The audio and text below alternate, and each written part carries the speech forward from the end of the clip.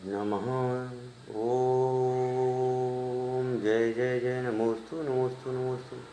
नमो अरिहंताणं नमो सिद्धाणं नमो आयरीयाणं नमो वज्रायाणं नमो लोईशव्यसाहूणं नमः श्री नमः समय साराय स्वानुभूत्या च कासते स्वभावाय भावाय सर्वभावान्तरच्छति अनन्तधर्मणस्तत्त्वं पश्यन्ति प्रत्यगात्मनः अनेकान्तमयी मूर्ते नित्यमेव प्रकाशितं वन्दितु सौसिद्धे ध्रुवं मलमणोपवं गतिं पत्ते वोच्छामि समयपाहुडे प्रेमो सुदिके विलीभणिदम् प्रेमो सुदिके विलीभणिदम्।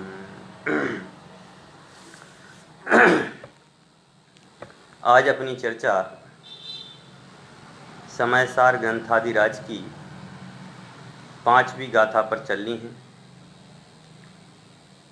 5वीं गाथा में जो हमने पहले शुद्ध परिचिदानुभूता वाली गाथा देखी थी, उसमें एकत्व विभक्त आत्मा को बताया था कि आज तक हम इस एकत्व विभक्त आत्मा को क्यों नहीं जान पाए, या आज तक हमने इस एकत्व विभक्त आत्मा को जानने का जो प्रयत्न तो किया, पर वह प्रयत्न पूर्ण रूप से संभव क्यों नहीं हो सका। तो उसी एकत्व विभक्त आत्मा को समझाने का एवं आगे ग्रंथ को अपन को इसको विशेष रूप से पढ़ना है, तो इस एकत्व विभक्त आत्मा को दिखाने का यहाँ पर प्रतिज्ञा की जा रही है कि हे जीव, मैं आपको एकत्व विभक्त आत्मा का स्वरूप तो बता रहा हूँ, परंतु यदि वह तुम्हें समझ में नहीं आए तो किसी भी प्रकार का गलत अर्थ मत लेना। इसमें सीधा लिखा है छल ग्रहण मत करना। देखो, एकत्व विभक्त आत्मा का स्वरूप तो हम आपको बता रहे हैं, परंतु आप इसमें छल ग्रहण नहीं करना। 1% भी आप इसमें छल ग्रहण नहीं करना। ये यहाँ पर मूल बात बताई जाएगी, जिसमें आपको मैं गाथा पढ़ता हूँ, उसके बाद इसका अर्थ बताता हूँ। तम एयति बिहत्तम दाये हम अपिणो सबे बेणे यदि दाये जिपमाणम चोकीज चोकीज चोकीज चोकीज छलमण घेतव्यम। देखो, यहाँ पे बहुत बड़ी बात बताई है कि चूक करके भी छल ना घेतव्यम, छल को ग्रहण मत कर लेना। मैं आपको एकत्व विभक्त आत्मा की बात तो बता रहा हूँ, समझ गए ना। उसको आप अपने स्वरूप से देखना, परंतु यदि दिखाने में यदि कहीं मेरे से भूल हो जाए तो उसको आप गलत ग्रहण मत कर लेना। ये कितनी प्यारी बात बताई, वास्तव में कितनी अच्छी गाथा है। एक बार वो पढ़ता हूँ, उसको ध्यान सुनना। तम एयत बेहत्तम दाये हम अपिणो सबे बेणे यदि दाये जिपमाणम चोकीज छलमणा घेतव्यम।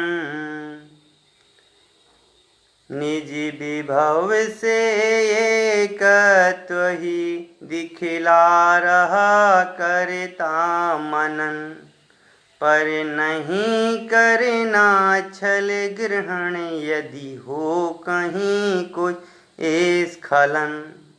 ये तो दादा ने कहा है, डॉक्टर हुकमचंद जी भारे द्वारा भी पद्यानुवाद है इसका, गाथा का। उन्होंने तो ऐसा कहा है। और किसने, साधुओं ने क्या कहा है? स्वानुभूति बल से तुमको दिखाता एकत रूप सुच आत्म जो सुहाता। भाई दिखा यदि सका और मैं सुधारो हो काश भूल इसमें छल ना धरो। कि भैया इसमें कहीं पर भी भूल हो जाए, समझिए, उसको सुधारना।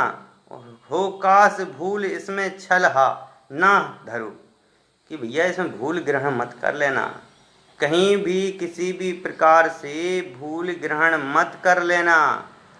बात को बिल्कुल ध्यान से चित्त से समझना और कहीं पर भी भूल ग्रहण नहीं करना। क्यों? मैं आपको एकत्व विभक्त आत्मा का स्वरूप तो बता रहा हूँ, समझ गए, और वो भी अपने निज वैभव से। और यदि मैं दिखाऊं तो उसे प्रमाण स्वीकार करना, यदि कहीं भूल हो जाए तो उसको छल ग्रहण मत कर लेना। इस गाथा का केवल इतना ही भाव है, बस इतना ही भाव है, और इस भाव में ही संपूर्ण चीज समाई हुई है? यहाँ पर बहुत अच्छी बात कही है कि कह रहे हैं तम यानी उस, एयत्य विहत्तम, एकत्व विभक्त। कौन एकत्व विभक्त? आत्मा को, समझ गए ना। अहम यानी मैं, अपनों, अपनों मतलब आत्मा के, सा वह वेण निज वैभव से, दाये हम दिखाता हूँ। क्या दिखाता हूँ? यदि मैं दायज प्रमाणम दिखाऊं तो, प्रमाण माने प्रमाण स्वीकार करना, चुक्किज कहीं चूक हो जाए, क्षणम न घेतब्बम, छल को ग्रहण मत करना। कि भैया मैं आपको अपने निज आत्मा के वैभव से मैं आपको आत्मा का स्वरूप तो बता रहा हूँ, परंतु कहीं पर यदि भूल हो जाए तो उसको गलत ग्रहण मत कर लेना। उसको जैसा उसका स्वरूप है उसको वैसे ही ग्रहण करना, कुछ भी गलत ग्रहण मत कर लेना। समझ गए ना। कहते हैं, अर्थ पढ़ता हूँ, उस एकत्व विभक्त आत्मा को मैं अपने आत्मा की निज वैभव के द्वारा दिखलाता हूँ। जो मैं दिखलाऊंगा उसे प्रमाण करना, और यदि चूक हो जाए तो छल ग्रहण नहीं करना। ये कौन कह रहा है? ये मैं नहीं कह रहा हूँ, ये आचार्य कुंद स्वामी कह रहे हैं।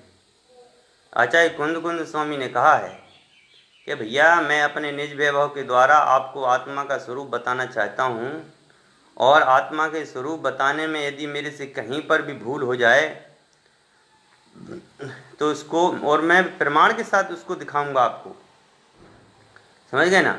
और प्रमाण स्वीकार करना कि आत्मा का स्वरूप ऐसा ही है, उसको अन्य रूप में मत मानना। बस ये है कि आपको उसको पहचानना है कि वह आत्मा कैसा है। कहीं पर भी किसी रूप में आप उसको गलत मत ले लेना, समझ गए ना। ऐसा होता है ना, कई बार अपन को कोई चीज़ समझ में नहीं आए तो कह देते हैं भैया इनको समझाना नहीं आता है।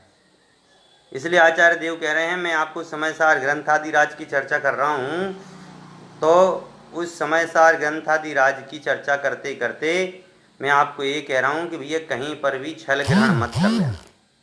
जो वस्तु जैसी है उसको वैसा स्वीकार कर लेना, कहीं किंचित मात्र भी छल ग्रहण करने की आवश्यकता नहीं है। देखो इसके जो टीका है उसको आज मैं पढ़ूंगा। रोज तो मैं इसके प्रश्नोत्तर निकालता था, प्रश्नोत्तर भी निकालूंगा, पहले पढ़ूंगा। इस संसार में जो निश्चय रूप से सकल पदार्थों को प्रकट करने वाले स्यात् इस पद से चिन्हित, स्यात् मतलब में स्यादवाद रूप शब्दात्मक ब्रह्म अथवा परमागम है, कि भाई इस निश्चय रूप से सकल पदार्थों को प्रकट करने वाले जो स्यादवाद रूप जो है, वह अनेकांत रूप जो है, वह हमारे परमागम हैं, आध्यात्मिक शास्त्र की उपासना से प्रकट हुआ है। मतलब में ये तो मैंने जो है आध्यात्मिक शास्त्रों को पढ़ा है, और आध्यात्मिक शास्त्रों को पढ़ करके प्रमाण द्वारा स्वीकार किया है। और भी कह रहे हैं जो संपूर्ण विरोधी मतों का खंडन करने में समर्थ है, एक भी ऐसा मत नहीं है जिसका कि मतलब में खंडन नहीं किया जा सकता, सभी मतों का खंडन करने वाला है। क्योंकि यह आत्मद्रव्य जो है, एकत्व विभक्त जो आत्मा है, इसको हमने बिल्कुल कसौटी पर तौल लिया है, निर्दोष युक्तियों के अवलंबन से उत्पन्न हुआ है। इसमें कोई भी प्रकार के दोष नहीं है, सब निर्दोष हैं। सभी युक्तियाँ ठीक हैं।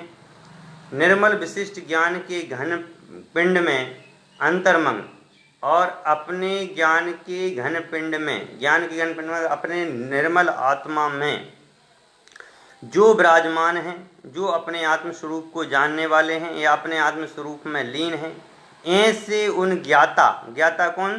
तीर्थंकर, उन तीर्थंकरों, परम गुरुओं यानी अरहंत देव और गणधर का मतलब में जो उनकी जो जिनवा दिव्य ध्वनि जो स्वीकारते हैं, भगवान महावीर की जैसे दिव्य ध्वनि गौतम गणधर ने स्वीकारी, तो उन गौतम गणधर के द्वारा और उसके बाद में और अन्य गुरुओं के द्वारा जो शुद्ध आत्म तत्व की शिक्षा प्राप्त हुआ है, कह रहे उनसे जो निरंतर रूप से तीर्थंकर के बाद गणधर के बाद में और जो आचार्य हुए उनसे सभी से जो शिक्षा प्राप्त हुई है, जो निरंतर रूप से प्रवाहमान होने वाले शुद्ध आनंद से चिन्हित ज्ञान स्वरूप स्वसंवेदन प्रत्यक्ष ज्ञान से व्यक्त है।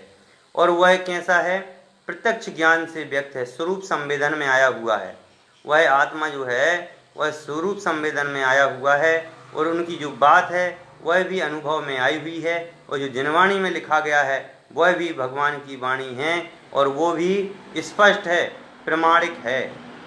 और ऐसे ही मेरी आत्मा का जो वैभव है उस संपूर्ण वैभव से भी एकत्व विभक्त आत्मद्रव्य को प्रकट करने की मैंने प्रतिज्ञा की। ऐसे अनेक प्रकार से युक्ति से, अवलंबन से, शास्त्रों से, जिनवाणी से और भगवान की वीतरागवाणी की दिव्य ध्वनि, भगवान वीतरागी की दिव्य ध्वनि से, गणधर देवों के द्वारा जो रचित शास्त्र हैं उनके शास्त्रों को पढ़ करके और इन सभी को पढ़ने के बाद में जो आत्मशुद्धि प्रकट हुई है, उस आत्मशुद्धि की बात कर रहे हैं कि जो वह आत्मशुद्धि है, उस आत्मा का जो वैभव है, वैभव एकत्व विभक्त आत्मा का जो वैभव है उसे मैं दिखाता हूँ। मैं ऐसी यहाँ पर प्रतिज्ञा की है, मैं उसको दिखाऊंगा। यदि मैं इस आत्मतत्व को दिखाऊं तो जिज्ञासुओं को स्वानुभव प्रत्यक्ष से, देखो मैं अपन को आत्मा का स्वरूप दिखाऊं तो आपको भी अपने आत्मा स्वानुभव अपने आत्मा को प्रत्यक्ष में रख करके परीक्षण करने के बाद प्रमाणभूत बना लेना है। ऐसा नहीं कि तीर्थंकरों ने कहा, उनने कहा तो मैं बना। उन्होंने ये भी कह दिया, भैया हमने तो जो सामान लिया है, उदाहरण देखो, हमने मार्केट में गए तो दुकानदार से अपन कहा भैया ये कैसा है, समझ गए ना। तो दुकानदार ने क्या कहा, बहुत अच्छा है भाई साहब, बहुत अच्छा है, इसको तो हम भी यूज कर रहे हैं, समझ गए ना। तो अपन फिर क्या कहते हैं, ठीक है, आप यूज करते हो तो यार हमें ही दे दो, हम भी यूज करके देखेंगे। तो वही बात है कि तीर्थंकरों की बात को आचार्यों ने, कुंदाचार्य ने स्वीकार किया, उन्होंने अपने स्वसंवेदन में लिया और उसको प्रमाण रूप में माना। उसके बाद में भी उन्होंने क्या कहा कि आप भी एकत्व विभक्त आत्मा को जानने के लिए पहले स्वानुभव प्रत्यक्ष यानी स्वानुभव से ग्रहण करना। पहले तो आप खुद ही इस बात को ग्रहण करना कि भैया मैं जो हूँ मैं उसको ग्रहण कर रहा हूँ, ये चीज़ सही है कि नहीं है। इसलिए कहा कि मैं इस आत्मद्रव्य को दिखाऊं तो जिज्ञासुओं को स्वानुभव प्रत्यक्ष से परीक्षण करने के बाद प्रमाणभूत बना लेना है। कह रहे हैं जब आप इसको प्रत्यक्ष देख लो, स्वानुभव से जान लो, प्रमाणभूत बना लो, उसके बाद में यदि मैं भूल करूं, अब वो लास्ट में दूसरा शब्द दे दिया, कह रहे इसको प्रमाण मानो, एकत्व विभक्त आत्मा को तुम प्रमाण स्वीकार कर लेना स्वानुभव प्रत्यक्ष से। और यदि मैं भूल करूं तो उस भूल या छल को ग्रहण करने में जागरूक नहीं होना था, छिद्रान्वेषी नहीं बनना है। कह रहे हैं यदि मैं भूल कर जाऊं तो भी आपको इसमें मतलब में कमी नहीं निकालना है, समझ गए। यदि मैं भूल करूं तो उस भूल या छल को ग्रहण करने में जागरूक नहीं होना है, अर्थात छिद्रान्वेषी नहीं बनना है। जो आत्मा का स्वरूप है उस आत्मा के स्वरूप को जानना है, कहीं पर भी किसी प्रकार से छल ग्रहण नहीं करना है, क्योंकि तीर्थंकरों की जो वाणी है, एकत्व विभक्त जो आत्मा है वह एकत्व विभक्त आत्मा शुद्ध है, निर्बल है, निराकार है, समझ गए ना। तो उस आत्मा को अनेक युक्तियों के अवलंबन से साथ में आपके सामने मैं रख रहा हूँ। अब आपको उसको ग्रहण कर लेना है, उसमें और भी किसी प्रकार के आपको दोष नहीं निकालना है। समझ गए कि याद ऐसा नहीं कर देना चार वाक दर्शन जैसे कि कल जैसे रात में हम पढ़ा रहे थे ना, चार वाक दर्शन में क्या आया था, अरे भैया ये आत्मा नाम की कोई चीज़ है ही नहीं। अरे भैया ऐसे भूल करके भी मत बोल देना। क्यों? हमारे तीर्थंकरों ने, हमारे आचार्यों ने, हमारे परंपरा आचार्यों ने और शास्त्रों में हर जगह एकत्व विभक्त आत्मा की बात को प्रमाण के द्वारा स्वीकृत की गई है, और प्रमाण के द्वारा स्वीकृत होने के कारण से उसको तुम्हें ग्रहण ही करना है, अपने में उतारना ही है। स्वसंवेदन आत्मा का अनुभव हमें करना ही है। अन्य किसी के कहने पर छिद्रान्वेषी नहीं होना है, अन्य किसी के कहने पर आत्मा को छोड़ने की बात नहीं करनी है। केवल एक अपने निज आत्मानुभूति का ध्यान रखना है और उसको ग्रहण करना है। ये प्रतिज्ञा दिलाई जा रही है कि भैया एकत्व विभक्त आत्मा को दिखाने की प्रतिज्ञा है कि भैया ये प्रमाण से, युक्ति के अवलंबन से, समझ गए ना, दूसरे मतों के खंडन से अनेक प्रकार से सिद्ध हो चुकी है कि एकत्व विभक्त आत्मा तो है। अब तात्पर्य वृत्ति टीका में क्या कहते हैं?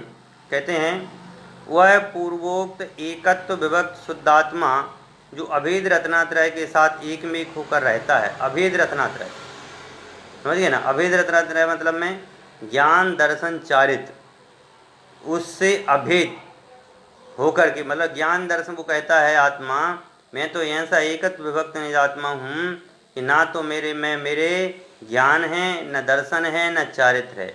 मैं ज्ञान दर्शन चारित्र की पर्याय से रहित एक शुद्ध त्रिकाली भगवान आत्मा हूँ। बस वही मैं ज्ञायक परमात्मा हूँ। इस परमात्मा के अलावा मेरा दुनिया में क्या, दुनिया को भी वो अपना नहीं मानते हैं। मतलब मैं केवल एक भिन्न तत्व हूँ। मुझ में ज्ञान भी मेरा नहीं है, दर्शन भी मेरा नहीं है, चारित्र भी मेरा नहीं है।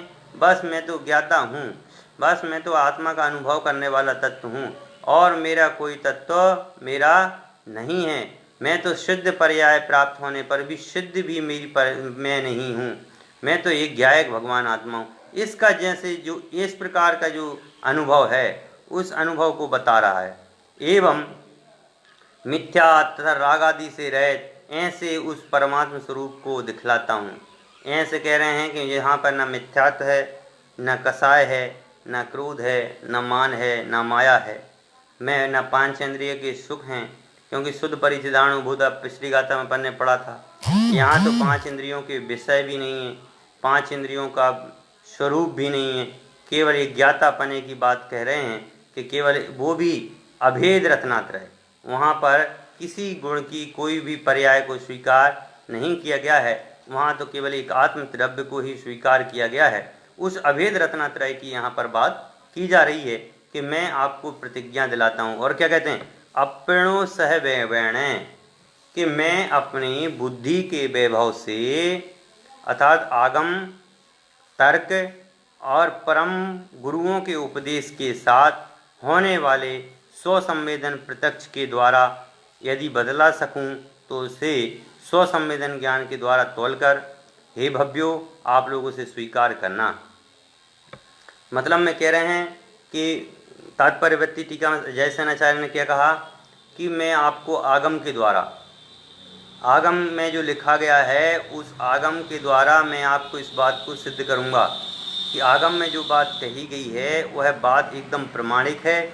और उस आगम की बात को यहाँ पर बिल्कुल निश्चित रूप से बताया जा रहा है कि जो आगम है उस आगम में युक्ति अनेक प्रकार की, जो अन्य दर्शन हैं उन अन्य दर्शनों के विरोध करने पर उसके विरोधियों के विरोध को शांत करके, समझ गए ना, उनकी शंकाओं को समाप्त करके ऐसे इस आगम की रचना हुई है।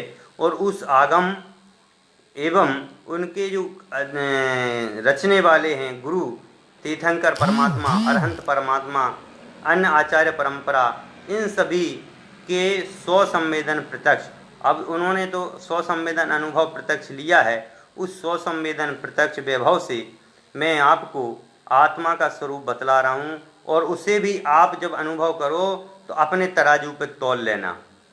कहीं ऐसा तो नहीं है कि जो तीर्थंकर भगवान ने आत्मा का स्वरूप बताया है उस तीर्थंकर भगवान की आत्मा का स्वरूप थोड़ा सा कम हो। समझ गए? तो इसलिए कह रहे हैं भैया उस आत्मा के स्वरूप को बिल्कुल पहचान लेना, उस आत्मा के स्वरूप को स्वसंवेदन से अनुभव करना कि यह वास्तव में सही है कि नहीं, दूसरे के कहने पर ग्रहण नहीं करना। भैया आत्मा का अनुभव तो अपना है, अपन को स्वसंवेदन से अनुभव करना है। हमारे तीर्थंकर परमात्माओं ने, हमारे अरहंत परमात्माओं ने, हमारे गुरु परंपराओं, जो अपर गुरु परंपरा रही, गणधर देव आदि, इन सभी ने हमारे लिए बिल्कुल स्वसंवेदन ज्ञान को प्रत्यक्ष हमारे सामने रख दिया है।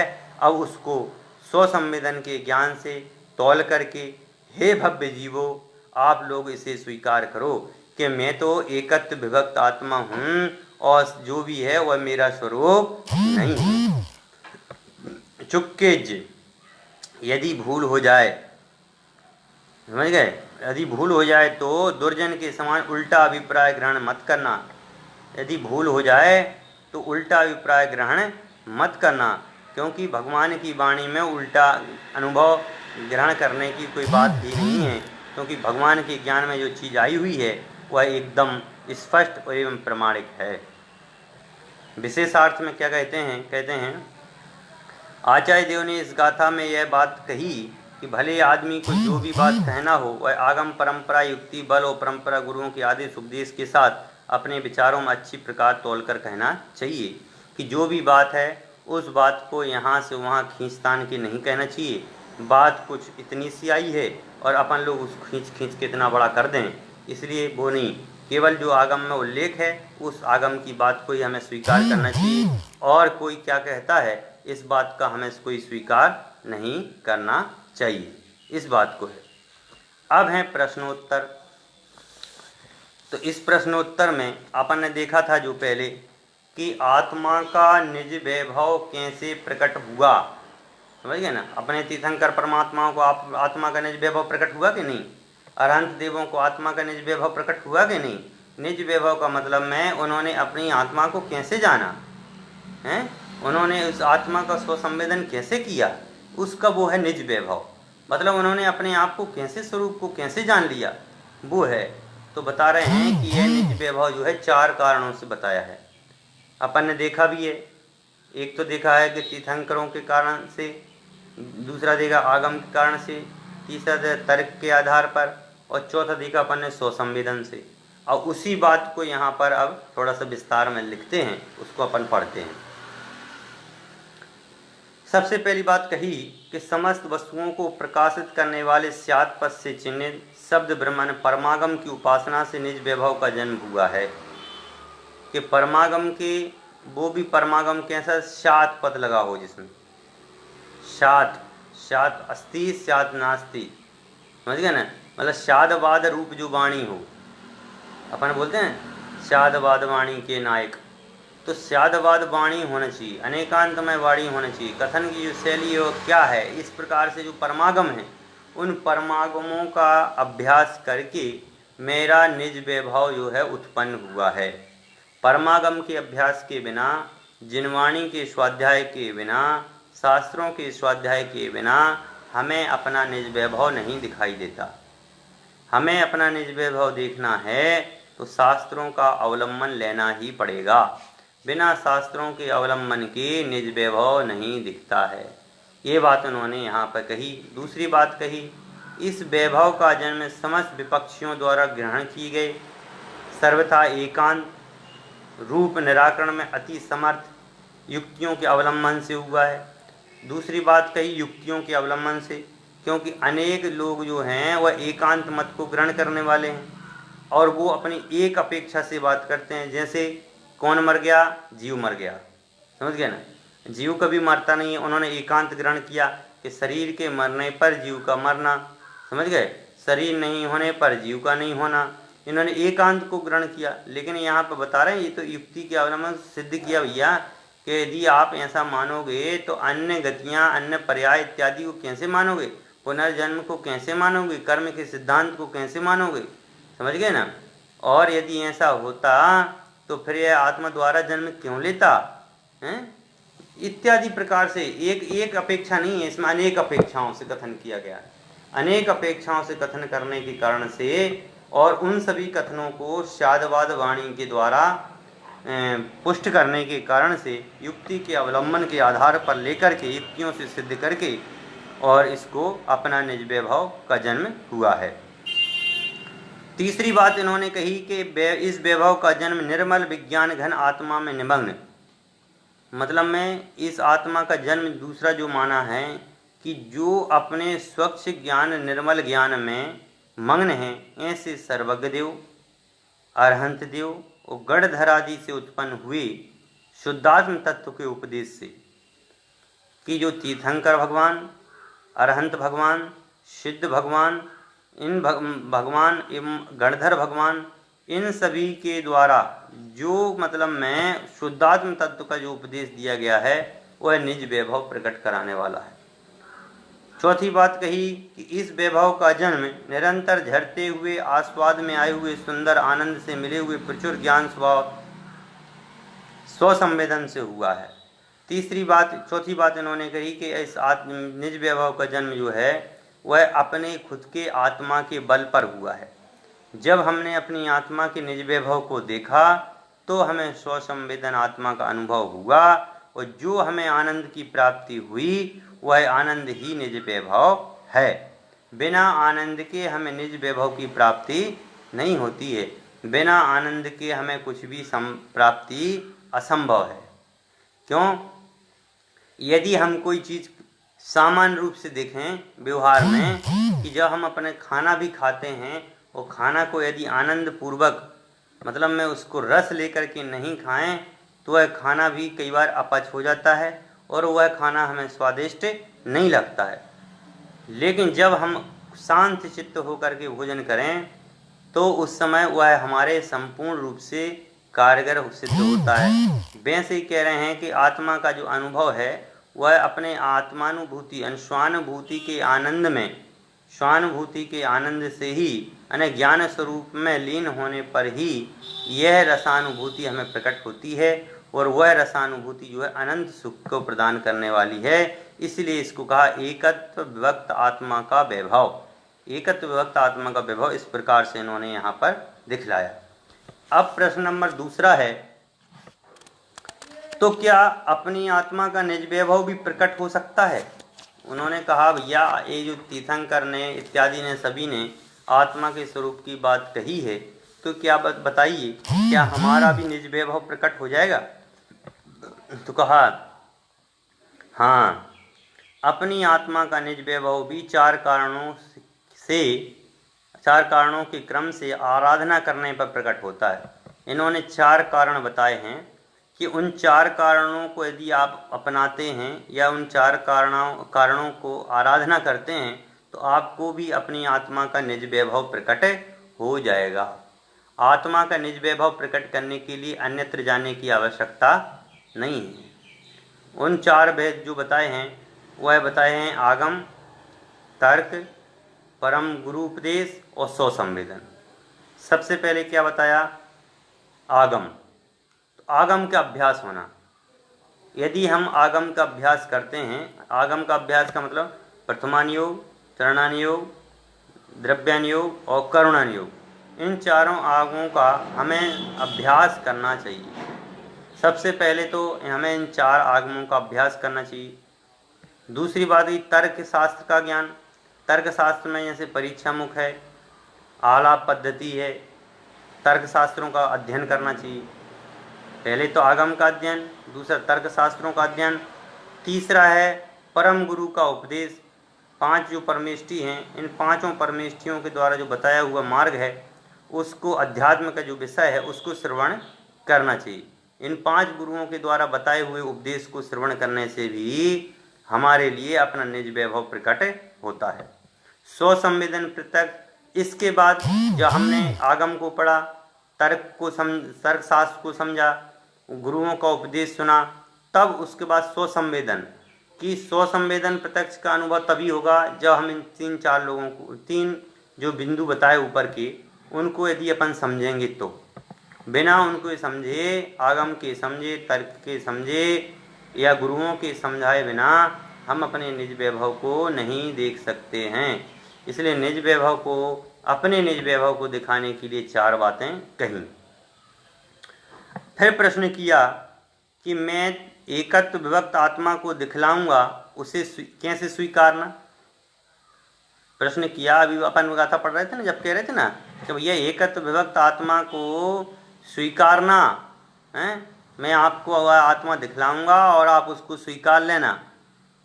तो आचार्य कहते हैं, यदि मैं दिखलाऊंगा तो स्वयं ही स्वानुभव प्रत्यक्ष से परीक्षा करके प्रमाण करना चाहिए। देखो, मैं यदि आपको आत्मा का बात बताऊं भी और आपको यदि समझ में आ भी जाए तो भी कह रहे हैं कि उसको बिल्कुल डंके की चोट पर, मतलब परीक्षा करके उसको प्रमाण के साथ में स्वीकार कर लेना, अन्य रूप से स्वीकार मत कर लेना। समझ गए ना, कि हमसे आता तो कुछ है नहीं है और हम कहने लगे नहीं हमें तो आता है। समझ गए, कोई हमसे बोले भैया तलवार चलानी आती है और हम कहते हैं कि हाँ आती है। समझ गए, और हमने चलाया ज़िंदगी भर क्या है, हमें ज़िंदगी भर चलाया पेन है, और हमें कोई तलवार पकड़ा दे और कहने लगे भैया तलवार चलाइए, तो बताओ तलवार चलाना तो आता है नहीं है और हम चलाने लग जाएंगे तो क्या होगा।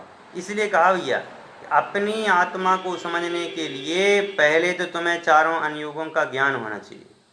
दूसरी बात उन्होंने कही, जितने तर्क शास्त्र के ग्रंथ हैं, परीक्षा मुख है, आलाप पद्धति है, तत्व मीमांसा है, जितने भी न्याय के ग्रंथ हैं उन सभी न्याय के ग्रंथों को भी पढ़ना। फिर उसके बाद में जो हमारे गुरु हैं उन गुरुजनों के जो उपदेश हैं उन उपदेशों को स्वीकार करना। उसके बाद में तुम अपने निज वैभव को देखना। बिना अपने निज वैभव को दिखाऊं, और फिर उन्होंने प्रश्न किया यदि मैं आपको दिखाऊं तो किस प्रकार स्वीकार करना। तो उन्होंने कहा भैया मैं आपको स्वानुभव प्रत्यक्ष आत्मा तो दिखलाऊंगा। कौन कह रहा है, आचार्य कुंद स्वामी कहते हैं कि मैं आपको स्वानुभव प्रत्यक्ष आत्मा को दिखलाऊंगा, पर उसको आप प्रमाण के द्वारा स्वीकार करना। आप भी उसको युक्ति के अवलंबन पर लेना, और जब युक्ति के अवलंबन से लोगे तो ही तुम्हें वो बात समझ में आएगी, नहीं तो वह आत्मा की बात तुम्हारे समझ में आने वाली नहीं है। फिर कहते हैं, आपने अभी कहा था कि छल ग्रहण मत करना। यदि मैं आत्मा की बात दिखाऊं तो उसमें आप छल ग्रहण मत करना, उसको सो संवेदन से प्रमाण सहित स्वीकार करना। अब कह रहे हैं कि किस तरह का छल ग्रहण नहीं करना, तो उत्तर दे रहे हैं, दुर्जन की तरह छल ग्रहण की दृष्टि नहीं रखना। जैसे दुर्जन को योग्य वस्तु ना मिले तो वह छल से बुरा कहता है, दोष लगाता है, ऐसे ही तुम्हें यदि शुद्धात्मा का अनुभव ना हो तो अन्यथा प्ररूपणा मत करना। देखो, आचार्य भगवंतों ने, तीर्थंकर ने, गणधरों ने हमें दिव्य ध्वनि सुनाई, उन्होंने आत्मा का अनुभव करने की बात कही कि भैया हमें आत्मा का अनुभव करना है, और देखो ऐसे ऐसे आत्मा का अनुभव होता है। यह संसार के विषय भोग तुम्हारे नहीं हैं, समझ गए, ये पंच परावर्तन तुम्हारे नहीं हैं, यह राग देश आदि तुम्हारे नहीं हैं, ये सब कुछ तुम्हारा नहीं है। जिसको तू अपना मानता है वो भी तेरा नहीं है, यह शरीर आदि पर इंद्रियाँ तेरी नहीं है। जहाँ तक कि तेरे ज्ञान गुण जो सम्यक दर्शन, सम्यक ज्ञान और सम्यक चारित्र हैं, निश्चय से नए से वो भी तेरे नहीं है।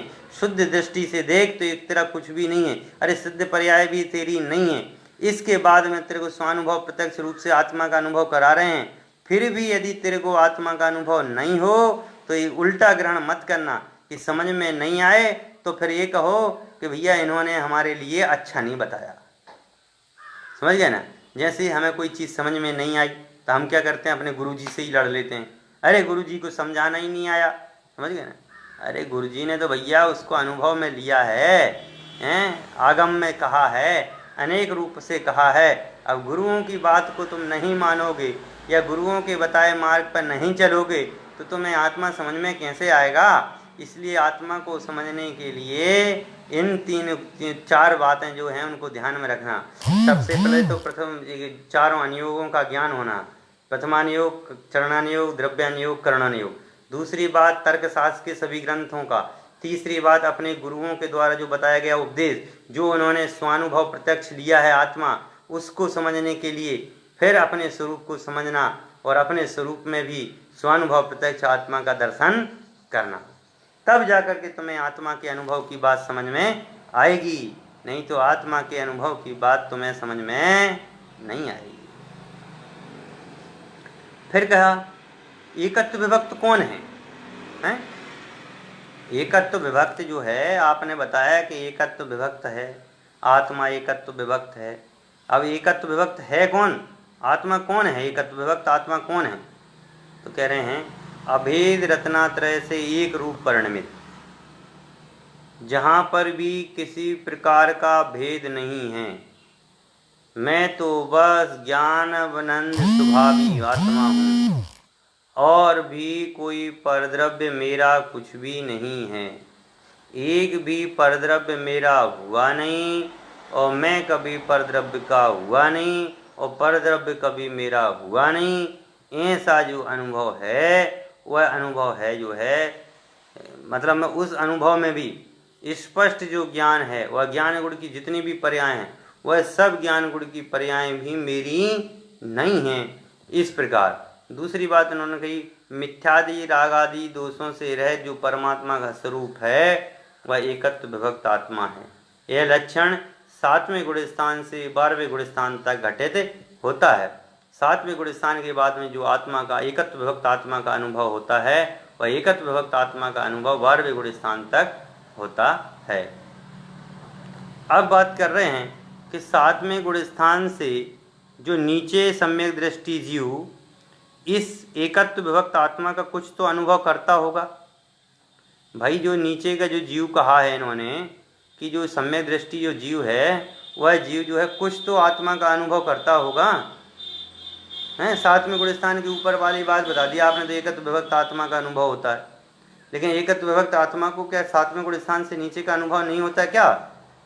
तो कहते हैं, उत्तर कहते हैं, सप्तम गुण स्थान से पहले आत्मा को एकत्व विभक्त स्वभाव वाला शुद्ध निश्चय से श्रद्धा में लाता है, जानता है, भावना करता, अनुभूति नहीं करता है। कह रहे हैं एकत्व विभक्त आत्मा को लाता तो है अनुभव में, समझ गए, अनुभव करने का प्रयास भी करता है, पर एकत्व विभक्त आत्मा का पूर्ण रूप से वहाँ पर वो नहीं होता। क्योंकि एकत्व 7वें गुण स्थान से क्यों बताया? क्योंकि छायक सम्यक दृष्टि जो होते हैं, और छाय जो मतलब उपसम और छायक दो अवस्थाएं होती हैं। तो जो छायकपना जो है वह 7वें गुण स्थान से प्राप्त होता है, और 12वें गुण स्थान तक, जो 12वें गुण स्थान पर्यंत भी यह रहता है। तो उसके लिए उन्होंने यहाँ पर बताया है कि ये अनुभव में लाता है, सब कुछ करता है, पर उसको इतना एकत्र अनुभव नहीं होता है।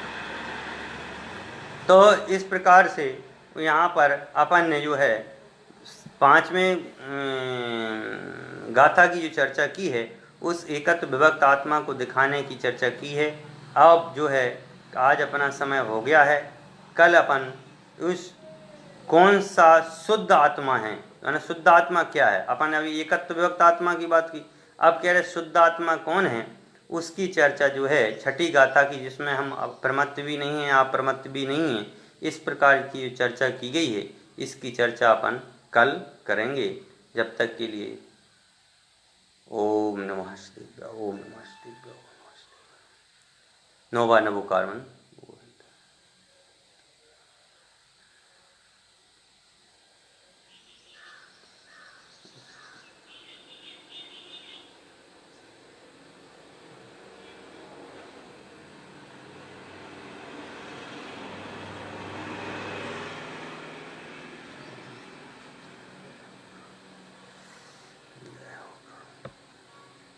बोले द्वादशांजन वाणी माता की जय, समस्त वितरागी संतों की जय।